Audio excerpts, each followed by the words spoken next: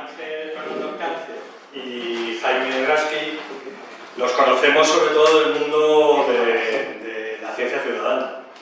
Ellos son aficionados, expertos, como son, de botánica, tema plantas, y nosotros como asociación, en APRI, somos más pajareros. El tema plantas vamos muy mal, muy mal.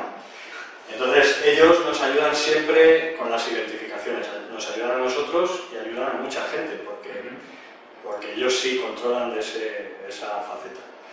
No son biólogos botánicos, pero...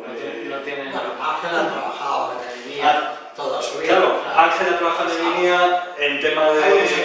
Claro, medio ambiente, clima, tal, pues bueno, al final está relacionado, pero como tal biólogo botánico no es, ni Jaime, pero su afición les ha llevado a tener un conocimiento muy amplio de este tema. De hecho, yo me sorprendo siempre que voy a alguna charla en el botánico o alguna cosa que andan ellos por allí, conocen a todo el mundo les conoce y por supuesto que los tienen ahí en mente porque controlan mucho. Entonces, pensamos, oye, una charla referida a la ciencia ciudadana. ¿Para qué sirve? Porque claro, tú puedes salir al campo, decir a la gente que haga fotos, que las suba a plataformas, que hay diferentes plataformas de ciencia ciudadana, y Naturalist es una de ellas. Pero después, ¿qué se hace con eso y para qué sirve? Entonces, un poco esa es la idea de esta charla. Por lo cual, presentados estáis ya. Presentados estamos y ahora pues ya nos habláis. Bueno, vamos a empezar explicando un poco lo que es eNaturalist y de dónde viene. eNaturalist fue una idea de un grupo de gente en California, en Estados Unidos, y era relativamente reciente. En Estados Unidos empezaron en el 2008 haciendo una serie de pruebas y en el 2008 solo subieron 500 observaciones, poca cosa, simplemente para ir probando. Probaron un poco más ya al año siguiente, en el 2009, porque tenían más gente, y en el 2010, que eran ya 3.000 y pico observaciones metidas en ese año, y el gran salto lo pegaron cuando se dieron a conocer, cuando ficharon a más gente y cuando fichamos en el sentido coloquial, porque todo el que está metido en esto lo hace por que le da la gana y no cobra ni nada. Pero tuvieron más gente y entonces ya se lanzaron. Y de esos 3.000 y pico que metían cada año, empezaron en el 2011 con 3.500 y el año siguiente ya subieron a 100 y pico, lo tenemos aquí en la tabla. Siguieron subiendo y aquí tenéis el gráfico claro de lo que ha sido la evolución por número de observaciones a lo largo del tiempo. O sea, han tenido un crecimiento enorme, pero han tenido un crecimiento en un periodo de tiempo muy corto, porque realmente el gran salto es del 2019, justo antes de la pandemia. Y evidentemente, como los americanos es gente que se mueve, y cuando empezaron ya con observaciones vistas en varios lugares del mundo, pues no se limitaron a Estados Unidos. Si nos vamos a cómo estaba eNaturalist en el año 2010, por decir,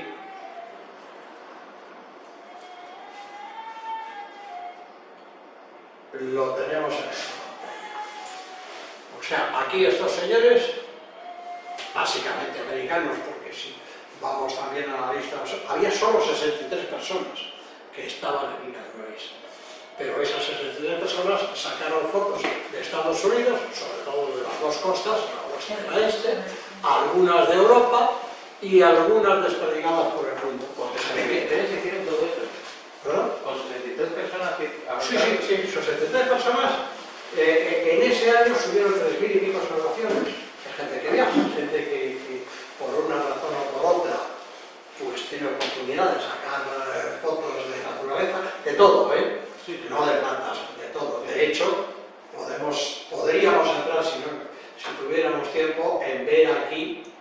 quién son esos observadores, pero bueno, tendríamos que entrar, mirar cada uno de ellos, a ver quién es, un poco complicado.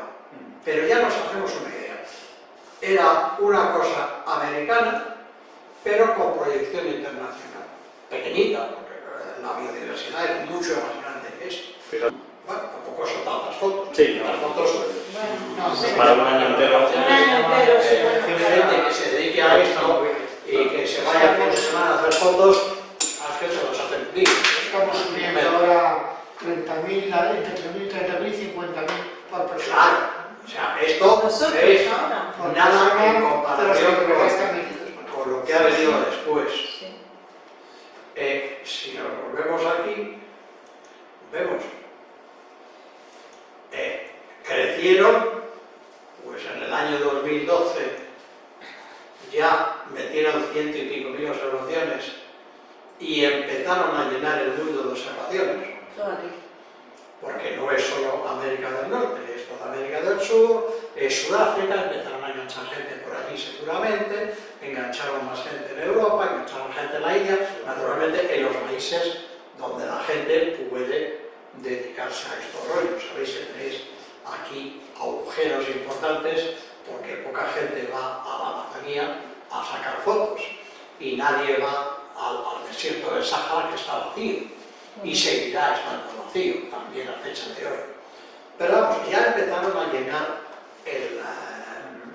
el mundo de observaciones. Todavía queda años y años de trabajo para tener una serie más importante, pero en esa dirección vamos porque vamos aumentando un montón. Me he salido del mundo, pero vuelvo ahora. Pero aquí tenemos la gráfica que os digo.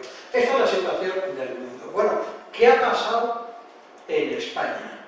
Pues si en España hemos empezado, y digo hemos porque realmente somos casi de los primeros, pues la cosa es mucho más tardía, mucho más tardía. Tanto Eduardo como Ángel y como yo empezamos con una versión pequeñita española de esto.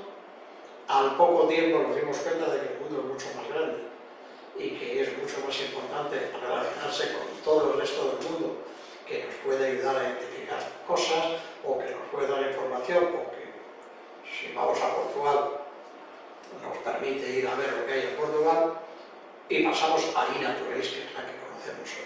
Todo eso fue realmente a partir del 17-18, otra vez, inmediatamente antes de la pandemia. Y a pesar de la pandemia hemos crecido y seguimos creciendo. Ya pues empezamos también nosotros en España a poner en el rango de las 4.000 y pico, 6.000 y pico observaciones en un año, y ahora estamos subiendo, el año pasado subimos 700 y pico observaciones.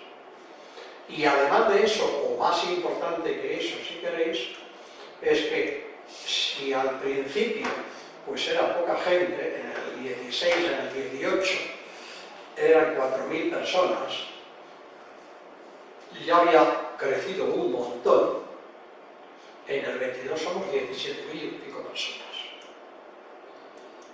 Pero, todo tiene su pero, somos 17.000 y pico personas, pero si nosotros nos vamos a iNaturalist, a la versión actual de iNaturalist, como la tenemos en España, a ver si yo me encuentro aquí, que estaba yo antes, en ese caso. Bueno, no la encuentro, pero la voy a encontrar con un sistema que me conozco. Yo me voy otra vez. Arriba tienes abiertas Arriba pestañas. tengo Sí. otras, a lo mejor es una de estas.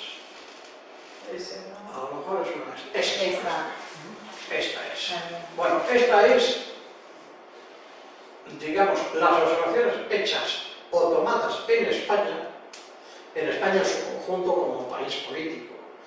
No tiene mucho sentido en términos biogeográficos de hablar de países políticos. En este conjunto pues tenemos una cosa curiosa.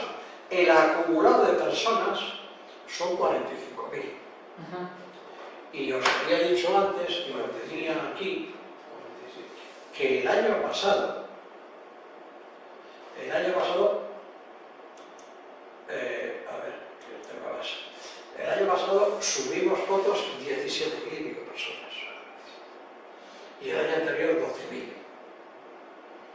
Y entonces, ¿por qué el acumulado nos saca 45.000? Pues hay una sola explicación.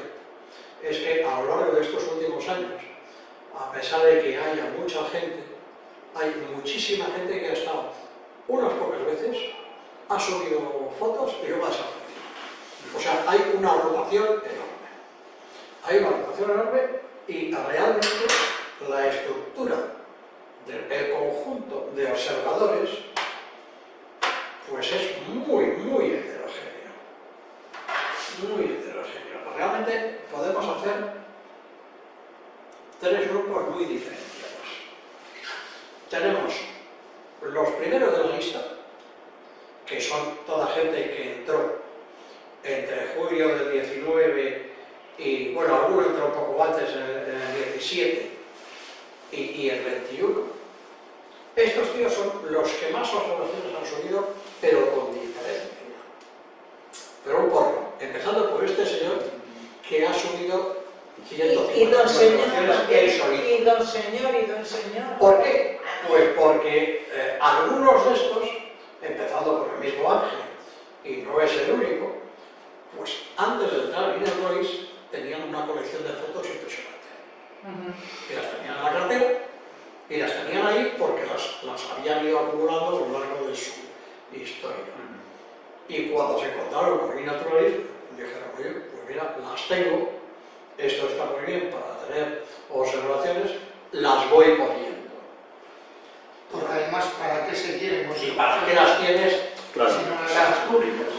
Sí, Guardo en un fichero, pero algo tendré que hacer yo con eso. Efectivamente. Sí. Ayer estuve escuchando una charla de una persona que ha hecho guías de especies naturales, de familias de bóvidos, de cánidos. O sea, el tío se lo ha currado, es un poco el mismo ejemplo de lo de hoy, es un médico de profesión, pero es un apasionado de la naturaleza. Y entonces se ha currado 3 guías espectaculares que se venden a nivel mundial y él es fotógrafo no de profesión, de hobby. Y él ha viajado por todo el mundo, y tenía fotos espectaculares de especies de todo el mundo. ¿Y qué hago yo con eso? ¿Lo guardo en una carpeta y que se quede ahí? Bueno, pues él lo ha plasmado en una guía y nosotros lo plasmamos en Ciencia Ciudadana. Es que una al plataforma. final esto no es nada más que lo que mucha otra gente ha hecho por otros lados, con un objetivo, de ir subiéndolas. Esa es una primera categoría de gente que sube miles de fotos. Ángel es una excepción, porque está por delante de todos nosotros, pero hay muchísima gente que sube 5.000, 6.000, muchos de Anapri. O sea, si hacemos una estadística de Anapri, pues resulta que sois unos fieras, porque Arsenio pues, ha subido 34 observaciones. Claro. Eduardo, aquí presente, Ángel también. le quedan muy pocas para subir 20.000 observaciones. Ángel, casi 20.000. O sea, entre todos, pues casi de adelante. Son muchas, claro. Claro. Pero esos son unos. Luego hay un grupo, digamos, la cola, que es Yo. gente...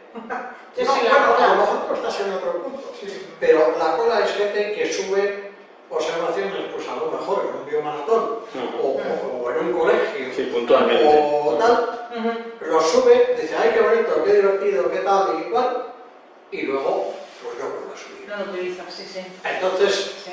de ahí hemos partido Ángel y yo en la idea de hacer esta charla. Bueno, vamos a ver, a lo mejor esa gente pues está subiendo cosas, pero no ve muy bien para qué sirve. Claro. Porque te están vendiendo la idea, que está muy bien, de que todo esto sirve para la ciencia ciudadana, que se sube a una cosa mucho más grande que eNaturalist, que es GBIF, donde recoge toda la información de todas las publicaciones de naturaleza, tanto libros, revistas científicas, Colección. Colecciones. colecciones, herbarios, ahí se junta todo, y ahí hay una base de datos inmensa.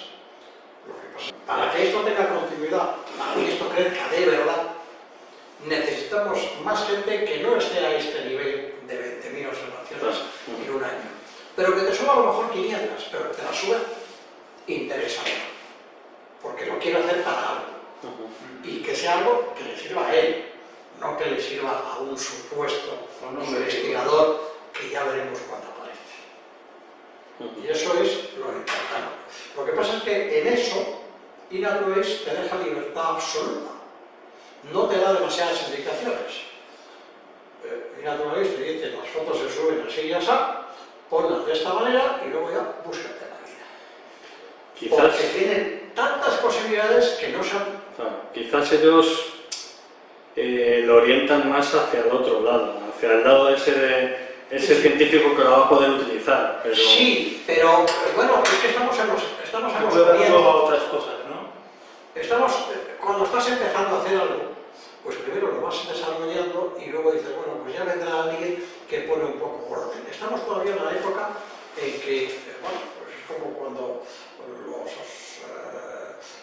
los españoles llegaron a América.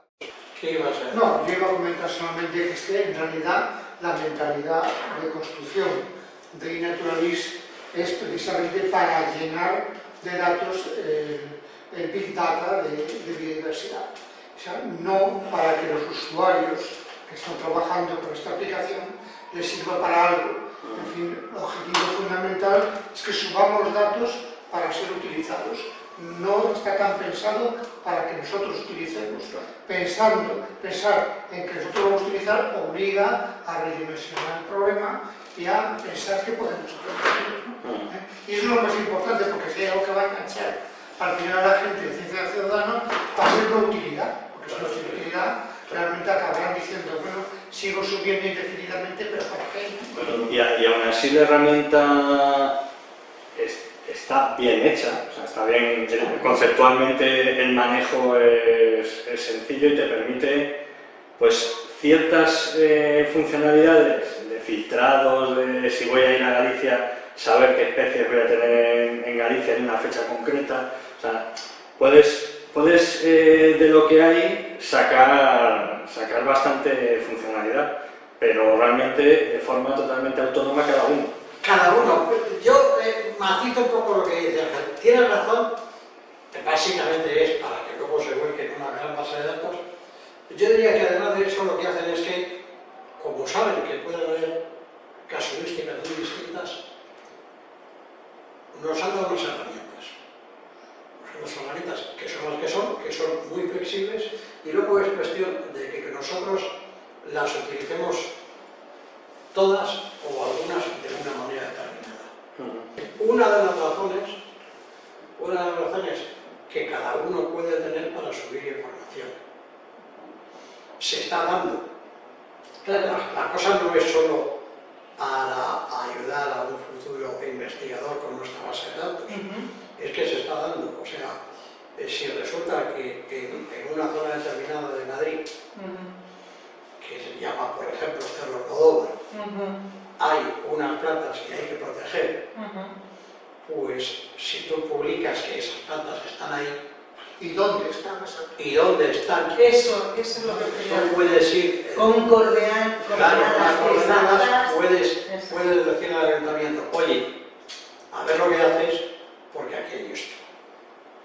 Y entonces eso puede servir para proteger. De hecho, una de las cosas que vamos a ver como ejemplo, y que va en esa misma dirección, es lo que están haciendo la gente de la laguna de Ambroz. Sí, con lo de La las... laguna de Ambroz están sacando fotos Sí. de todo bicho viviente que hay por ahí y de toda planta que hay, con el único propósito de sacar un listado y decir, fíjate lo que tenemos. Y entonces, no me vayas a decir que esto es pues una laguna artificial, Que no hay nada. y que no hay nada, porque fíjate lo que hay. Hay esto y esto y esto y esto. Y lo han, en el caso de la laguna de Ambroz, lo han conseguido. Sí. Porque la laguna de Ambroz, pues resulta que el ayuntamiento ya se ha dado por enterado y ha dicho, hombre, esta es una zona que hay que proteger y hay que cuidarla. Por lo menos lo que no pueden es decir decir, no lo sabemos. No lo sabemos. La regla general en el mundo ambientalista es lo que no se conoce no se puede proteger. No existe. Hay que darle, y no se existe, por lo tanto no se puede proteger. Claro. Hay que darlo a conocer, aunque luego pase lo que pase, aunque luego vaya gente a verlo, pero hay que darlo a conocer. Puedes matizar un poco eso, como tú acabas de decir, no vas a dar a conocer. Bueno, pero hasta la herramienta te lo permite. O sea, La herramienta te lo tú puedes, Sí. tú puedes oscurecer, tú puedes... O sea, tienes una serie de herramientas por ahí. y que si en un momento dado se necesita esa información porque se está haciendo un estudio, un informe de impacto ambiental y necesitan Te lo esa pueden información, pedir. te la pueden pedir. La pueden pedir. Con lo cual tú se la puedes Ten pedir. en cuenta que el Banco de Datos Oficial de Ecología España, que sería ANTOS, pues da los resultados normalmente en precisión 10 por 10 kilómetros. Y en los mejores casos de 1 por 1 kilómetro. Más esa precisión, una mejora precisión no la tiene. Pero nosotros sí la tenemos. Nosotros podemos darlo con metros o con... Claro. Podemos darlo Sí. prácticamente con 2 Exacto. metros. Sí, sí, sí. Claro. Eso sí que cambia por completo el concepto de la distribución de las plantas y el concepto de cómo proteger o cómo explicar o cómo saber dónde están. Es muy cómodo, subir es muy cómodo. Puedes también añadir comentarios, puedes, en cada una de las fotos se pueden añadir comentarios y corregir, si también se corrigen por lotes, si te has equivocado en algo que afecta al lote común, se lo cambias y lo reestructuras. ¿Te pueden comentar? Para nueva ¿Te información. pueden comentar en la foto o algo interesante? Excelente. Para perfeccionar la identificación, ¿sabes? Sí, ¿no? Puedes comentar todo lo que tú quieras en la foto, pero tienes que comentarlo antes de subir al comentario. La posición y la fecha, todo eso se cambia en bloque, incluso el nombre de la planta. Pero los comentarios particulares sí que hay que subirlos al principio y ya en bloque no se pueden cambiar, luego puedes cambiar en uno. Pero ¿cuántos usuarios pueden comentar esa foto? Claro, puede comentar. Claro. Y de hecho la comentan y te dicen, oye, que esta foto a mí me parece que esto no es, que yo Sí. creo que esta otra. Y tú dices, pues es verdad, me he equivocado, Eso es yo importante. O cambio. incluso te pueden corregir. A lo mejor yo pongo que es un halcón peregrino Sí, sí. y me viene otro que sabe más que yo Dices, y dice, no es un halcón peregrino, eso es un gorrión. Y entonces me pone gorrión y yo digo, eso es un halcón peregrino, tú sabrás más, pero eso es un halcón peregrino. Entonces yo le puedo, en la misma observación, le puedo añadir un comentario y decirle, mira, Que no. esto es un halcón peregrino porque tiene la mancha por encima del ojo, las alas no sé cuánto, mide no sé cuánto y no es un gorrión. O sea, que y podemos establecer una conversación para ver qué es eso al final. Y además también puedes pedir ayuda a otras personas. Es decir, tú puedes decirle eso que está diciendo Eduardo a una persona y además marcas a fulanito y a menganito para que también digan su opinión. Con lo cual, cuando ya te sale la opinión de fulanito, menganito y el que habla contigo, ya más o menos puedes centrar. Ya se relaja. Efectivamente. Y al final era gorrión. Tú tienes un journal donde tú puedes ir poniendo informaciones y incluso puedes ahí nombrar a personas para que te comente su opinión sobre ya un tema amplio. Estudiando, por ejemplo, la fitosociología de una zona donde hay no sé qué, un conjunto de plantas y me preguntan, ¿esto es un linosaurio? Tú lo dices a la gente que conoce un poco de fitosociología y puedes empezar a comentar con ellos efectivamente si eso corresponde, si no corresponde, si dónde está, pero ya de una forma más amplia. Sí, sí, sí. Yo siempre he dicho que es un cuaderno de campo a lo bestia. Sí, es un cuaderno de campo muy elaborado ya. Muy elaborado, pero bueno, quiero decir, es un cuaderno de campo a lo bestia. Sí, sí. No es un, claro. Y es una... Tiene la ventaja de que te quitas el papel y el lápiz. Y vas directamente, y la imagen ya la tienes, está en la foto. Sí. Porque luego también te permite vincular, lo que tenemos que verlo en los demás tiempo. Vincular quiere decir que con la misma foto base tú estás subiendo todas las observaciones que ves ahí en esa misma foto. Bueno, estoy diciendo, esta foto tiene la válvula pedunculata, pero además aquí se ven núcleos y cédulos, aquí tal, bueno, pues cada una de esas va vinculada a la foto base, que es un paisaje donde se integra a la banda, el nitro, el cuerpo rotundifolia, en fin, lo que es la estructura sociológica o fitosociológica de la zona. Sí. Entonces, eso es importante e interesante y se puede hacer muy bien dentro de fotos. Dentro de los ejemplos, porque ya estamos yendo un poco de un tema a otro, ya que somos Esto es más coloquio que otra cosa. Sí. pues las orquídeas, evidentemente cada uno sube las orquídeas escondiendo parte de la información, pero aún así,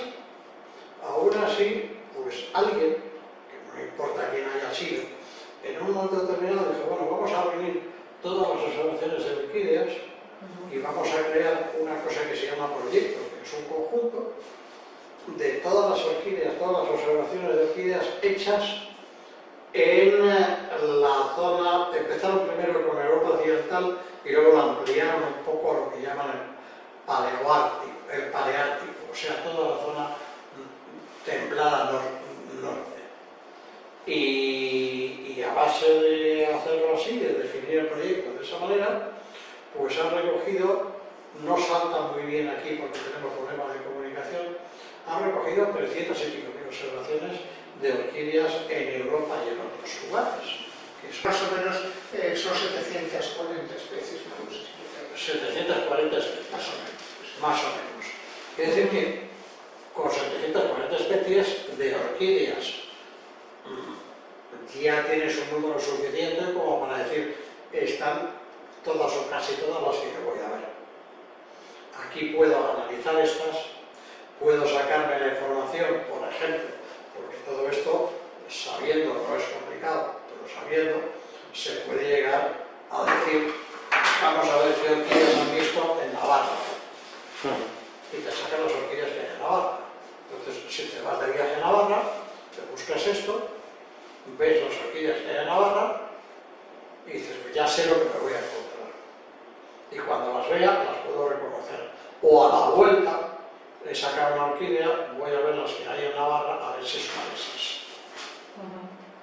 Y te ayuda muchísimo, porque, bueno, pues si resulta que eres el primero que ha visto esa orquídea en Navarra, pues a lo mejor te puede dibujado. No es esa, es otra. Es una de las que alguien ha visto. Se ve bien sin... Que si no a ellos no se les ve. Vale. De crearte un proyecto Sí, pero- a la medida de lo que tú quieras es muy útil para lo que tú quieras. Hay gente que se crea proyectos para estudiar lo que hay en el patio del colegio. Lo que hay, perdón. En el patio del colegio. Ah, Y para estudiar lo que hay en el patio del colegio, a lo mejor es la profesora que ha dicho, vamos a hacer un inventario de plantas que tenemos en el patio del colegio, vamos a estudiar cuáles son, les vamos a poner nombre y les vamos a catalogar. Y te puede organizar pues, un grupo de estudiantes que lo hagan, que te lo suman, que luego haya una cierta competición a ver quién ha acertado en encontrar qué planta es, o etcétera. Puede haber, pues lo que decía antes, proyectos reivindicativos. Un proyecto para decir, quiero defender esta zona y no quiero que nadie me la pise porque tiene cosas interesantes. O proyectos de aviso, por ejemplo, de la entrada a aparición de especies, digamos, perjudiciales o especies que pueden tener un carácter invasivo, ¿no? Entonces tú puedes señalar de alguna forma dónde está la especie invasora y por lo menos los responsables sabrán que hay alguna cosa ahí o pueden llegar a saber, ¿no? Si no es suficiente información, pues eso te pasó con la lubigia, ¿no? Por ejemplo, ¿no? Claro. Entonces, Ese es el ejemplo que iba buscando.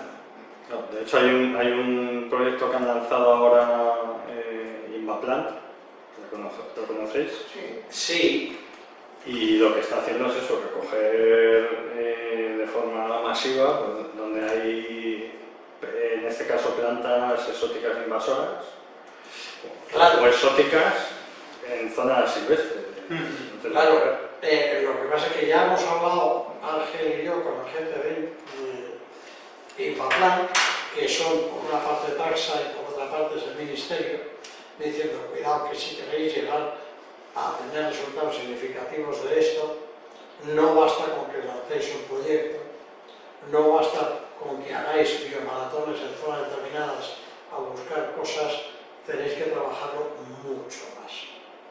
O sea, tenéis que organizar pues por área, porque bueno, pues hay especies que son invasoras en Extremadura, pero no lo son en Madrid, porque en Madrid no están. Entonces, a la gente de Madrid le tienes que decir lo que está entrando o lo que puede entrar en Madrid. Y tienes que apuntar hacia eso. Tienes que establecer pues una cierta categoría, porque hay plantas que se consideran invasoras. Siempre que se pueda y no te equivocas en general, porque a lo mejor hace falta un pelito específico del cáliz que no se puede ver, pero siempre que sean fotos de flores, fotos de frutos y fotos de hojas y una foto de conjunto, pues 4 fotos, la especie en principio queda definida. Si además de eso acompañas una foto del conjunto de especies que están juntas las especies, pues tienes toda la información posible. Os voy a poner un ejemplo de algo que se puede hacer. Un país que ahora está en todos los periódicos y además parece ser que es el malo de la película, porque ya se ha metido en un follón tremendo y pues se lo ha metido el solito porque ha querido, que es la Gran Rusia. Pues resulta que en Rusia pues hay gente que se dedica a minas maíz y que son científicos y que desde luego trabajan con todo el resto del mundo como si nada de lo que esté haciendo su presidente les importa lo más mínimo. En Rusia es muy grande. Lo cual, claro, es grande, Rusia es grande. Y entonces, pues los tíos han creado un proyecto que se llama Flora de Rusia y Crimea. Un proyecto de Flora de Rusia y Crimea, que es este, que ahora los tíos tienen 2 millones y pico de observaciones. Pero no es que tengan 2 millones y pico de observaciones, es que tienen 8.000 y pico especies. 8.000 especies. 8.000 especies. Y hay 8.600 y identificadores. pico identificadores y observadores. Y si nosotros nos vamos a los observadores, nos viene una lista. Ahí se puede integrarlo todo. Todos sumamos. Todos sumamos. Pues esto está muy bien, porque ha estado, la mesa redonda ha sido estupenda, a mí me ha parecido genial. Y está grabada, con lo cual lo podrá ver más. Claro.